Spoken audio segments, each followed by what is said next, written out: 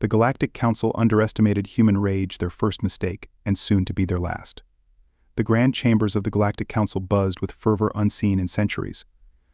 Representatives from countless star systems floated on their grav platforms, their multi-limbed, multi-eyed, and multicolored forms expressing a myriad of emotions: confusion, fear, curiosity. At the center of this cosmic amphitheater, the Supreme Chancellor, a towering insectoid figure known as Zor, called for order. Members of the Council. Zor's voice resonated through the chamber, a series of clicks and hisses translated instantly into the universal language. We convene today to address the issue of Earth and its inhabitants, the humans. A low murmur spread through the assembly. Earth's ascent in technology and influence had not gone unnoticed. Humanity, once bound to a single planet, had rapidly expanded, sending colonies and ships far beyond their solar system. Their tenacity, innovation, and relentless drive had both fascinated and alarmed the galaxy. We have received numerous reports of human transgressions, Zor continued. Their aggressive expansion, disregard for interstellar law, and their failure to respect the sovereignty of other species. These actions can no longer be ignored.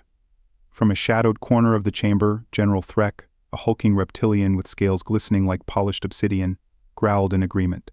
Humans are a threat to the balance of our galaxy. They must be contained before their hubris leads to greater conflict. The vote was swift and decisive.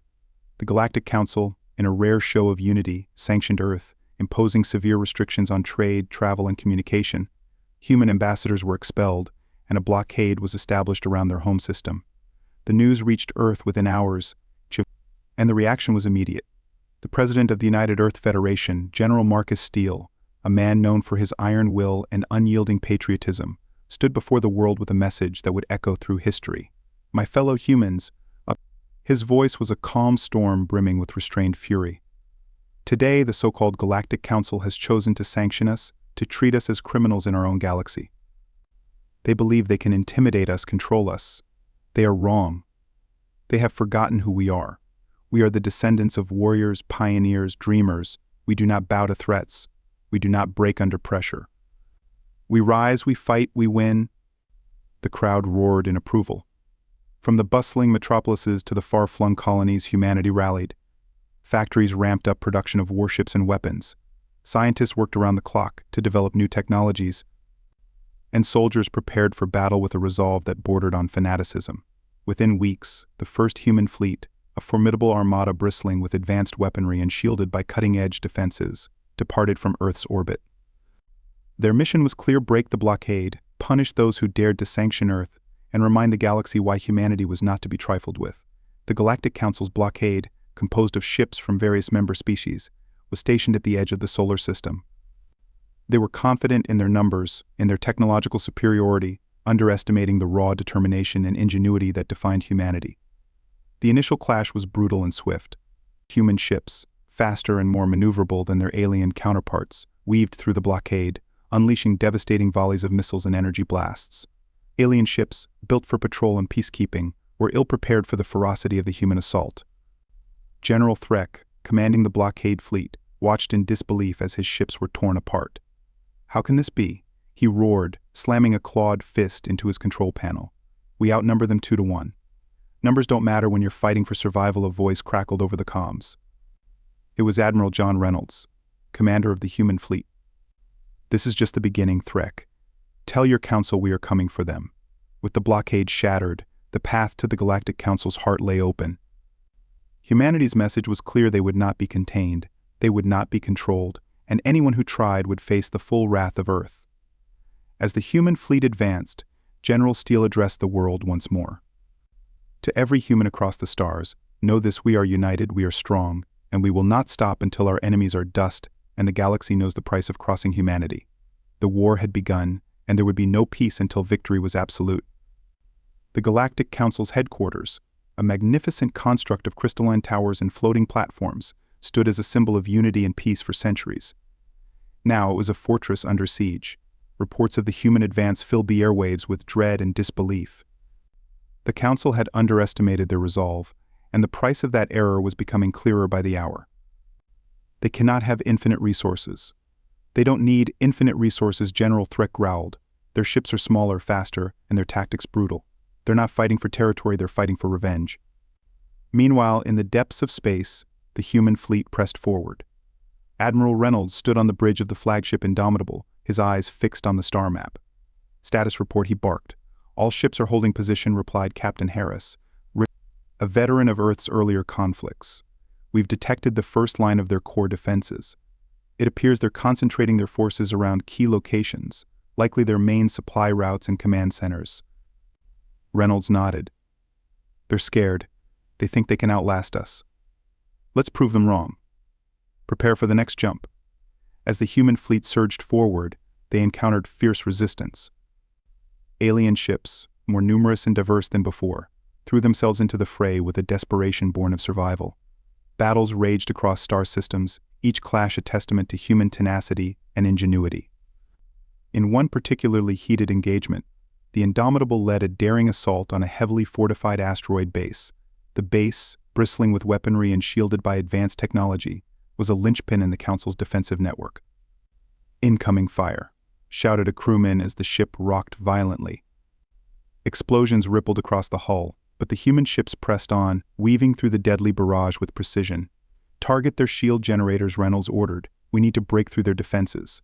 A squadron of fighters peeled away, diving towards the base with laser focus. Alien interceptors swarmed to meet them, and the void lit up with the ferocity of the battle. The human fighters, outmatched in numbers but superior in tactics, executed a series of daring maneuvers, slipping past the defenders and unleashing their payloads. The asteroid base shuddered as explosions rippled across its surface. Shields flickered and died, and the human capital ships moved in for the kill. Beams of searing energy lanced out, tearing through the once impenetrable fortifications. The base's defenses crumbled, and with a final cataclysmic blast, it was reduced to a field of debris. Cheers erupted on the Indomitable's bridge, but Reynolds remained stoic. "This is just the beginning," he muttered. "They'll throw everything they have at us now." Indeed, the destruction of the asteroid base sent shockwaves through the Council. Panic turned to resolve, and they mobilized every available resource. The next encounters were even more brutal, with the aliens employing scorched earth tactics, sacrificing entire planets to slow the human advance. In one such battle over the lush world of Vixar, the skies were filled with fire as human and alien fleets clashed. Vixar's defenders, a proud warrior race known as the Zathrian, fought with unmatched ferocity. Their ships, heavily armored and armed with devastating plasma cannons, gave the humans their toughest fight yet. "These Zathrians are relentless," Captain Harris remarked, wiping sweat from his brow. "Our losses are mounting." Reynolds nodded grimly. "We can't afford to get bogged down here. Prepare the planetary bombardment cannons." "But sir, Vixar is home to millions of civilians," Harris protested. "It's a paradise world. Every delay costs us more lives," Reynolds snapped. "We have our orders. Fire." The bombardment cannons, massive weapons capable of leveling entire cities, unleashed their fury. The surface of Vixar was transformed into a hellscape of fire and ash. The Zathrian defenders, seeing their world destroyed, fought with even greater desperation, but it was futile. The human fleet pressed on, leaving Vixar as a stark warning to any who dared resist. "Everything we fought for comes down to this battle. Remember why we're here. Remember every ship, every soldier we've lost. Today we avenge them. Today we secure our place in the galaxy." The human fleet emerged from hyperspace at the edge of the Gadri system, a formidable sight that sent ripples of fear through the Council's ranks. General Threk, now fully recovered and more determined than ever, coordinated the defense from his command ship, the Vigilant. He knew that failure here meant the end of everything the Council stood for. "All ships hold the line." Threk roared. "We cannot let them reach Gadri." The void between the two forces erupted in a symphony of destruction. Energy beams, missiles, and projectiles filled the space, ships on both sides maneuvering with desperate agility. Human ships, smaller and more agile, darted through the chaos, exploiting every weakness with precision strikes.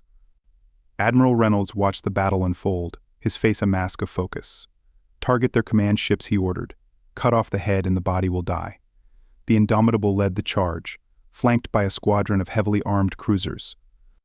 They sliced through the Council's lines, driving towards the heart of the enemy fleet. The alien ships fought back with unmatched ferocity, their desperation turning the battle into a brutal melee. In the thick of the fight, the Vigilant and the Indomitable finally came face to face.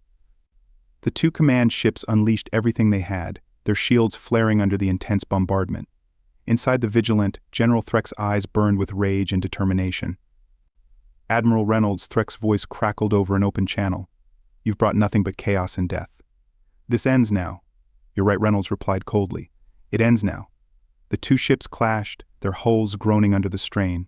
Boarding parties were dispatched, and fierce hand-to-hand combat erupted within the corridors of both vessels.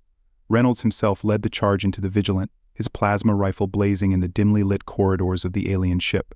Humans and aliens fought with savage intensity. Reynolds pushed forward, his squad cutting a path through the defenders. He reached the command center, where Threck awaited, towering and imposing. "This is for Earth," Reynolds spat, raising his rifle. "And this is for the galaxy," Threck growled, lunging forward. The two leaders clashed, their weapons and wills locked in a deadly struggle. Threck's strength and ferocity were matched by Reynolds' agility and determination. The fight was brutal and relentless, each blow echoing the stakes of the conflict. In a final, desperate move, Reynolds managed to strike a critical blow, his plasma blade piercing Threck's armored hide. The alien general staggered, his eyes filled with disbelief and pain. With a final roar, he collapsed, leaving Reynolds standing victorious but bloodied. "Command center secure," Reynolds reported, his voice steady despite his wounds. "Signal the fleet. It's over." The fall of the Vigilant signaled the collapse of the Council's defenses. Massive cannons aboard the human fleet aimed at Gadri, unleashing a torrent of destruction. The cities and landscapes of the Council's homeworld were consumed in fire and devastation. The heart of the Galactic Council, the symbol of unity and peace, was reduced to ruins. As the smoke cleared, the human fleet hovered over the shattered remains of Gadri. The once mighty Galactic Council was no more, its members either dead or in hiding. Humanity had asserted its dominance, and the galaxy would forever remember the cost of underestimating Earth. Admiral Reynolds, standing on the bridge of the Indomitable, looked out at the wreckage. "The war is over," he said quietly. "We've won." But the victory came at a terrible price. The galaxy was left in chaos, countless worlds scarred by the conflict. Humanity had proven its strength, but at what cost? The future was uncertain. A new era dawning in the wake of the Galactic Council's fall. General Steele addressed the United Earth Federation once more. "Today we stand as the rulers of the galaxy. Let this be a lesson to all humanity is not to be trifled with. We have earned our place among the stars, and we will defend it with every ounce of our strength. To those who seek to challenge us, know this: we are united, we are strong, and we will never back down." As the human fleet returned to Earth, victorious but weary, the galaxy began to rebuild. New alliances would form, new conflicts would arise, but one truth remained clear: humanity had risen, and their place in the stars was secured. Through fire and blood, the age of Earth had begun, and the galaxy would never be the same.